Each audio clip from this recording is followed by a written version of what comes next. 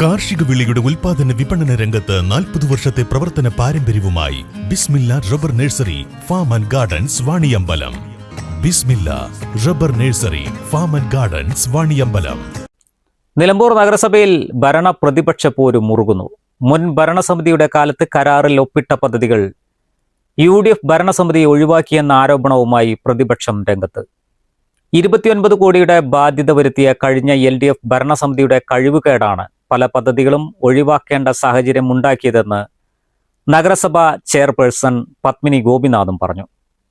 Mayyanthani ഗ്രൗണ്ടിലെ stadium നിർമ്മാണം, നിലമ്പൂർ ടൗണിൽ EMS square സ്ഥാപിക്കൽ, Muthukad ഭിന്നശേഷി പാർക്കിന് DPR തയ്യാറാക്കൽ എന്നിവ ഒഴിവാക്കിയത് രാഷ്ട്രീയ പകപോക്കലിന്റെ ഭാഗമാണെന്ന് പ്രതിപക്ഷാംഗങ്ങളായ PM ബഷീർ, അരുൺദാസ് എന്നിവർ ആരോപിച്ചു. കഴിഞ്ഞ ഭരണസമിതിയുടെ കാലത്ത് വെച്ചിട്ടുള്ള ഏറ്റവും ജനകീയമായ പദ്ധതികൾ എല്ലാം ഈ വർഷം അട്ടിമറിക്കപ്പെട്ടിരിക്കുകയാണ്.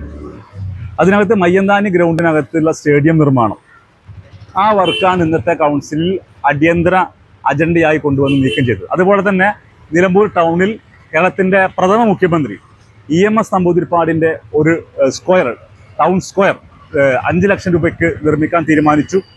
അതിൻ്റെ പ്രവൃത്തിയെല്ലാം പൂർത്തീകരിച്ചതാണ്, അതും ഒഴിവാക്കി. ഏറ്റവും ദുഃഖകരമായ കാര്യം, ഈ നിലമ്പൂർ നഗരസഭയിലെ ഭിന്നശേഷിക്കാരായ കുട്ടികൾക്ക് വേണ്ടി നിർമ്മിക്കാൻ ഉദ്ദേശിച്ച് മുതുകാട് ആരംഭിച്ചിട്ടുള്ള ഭിന്നശേഷി പാർക്കിൻ്റെ DPR നിർമ്മാണത്തിന് 20 ലക്ഷം രൂപ വെച്ചത് അതും വെട്ടി ചുരുക്കി മാറ്റിയിരിക്കുകയാണ്.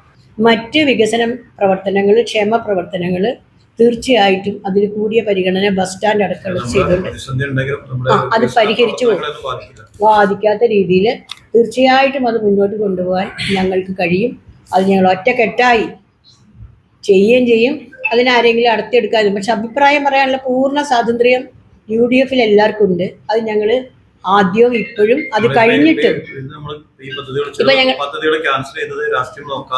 ഞങ്ങളൊക്കെ നിൽക്കുന്നത് ഇന്ന് എന്തെങ്കിലും പറ്റാനുള്ള ആളുകളല്ല.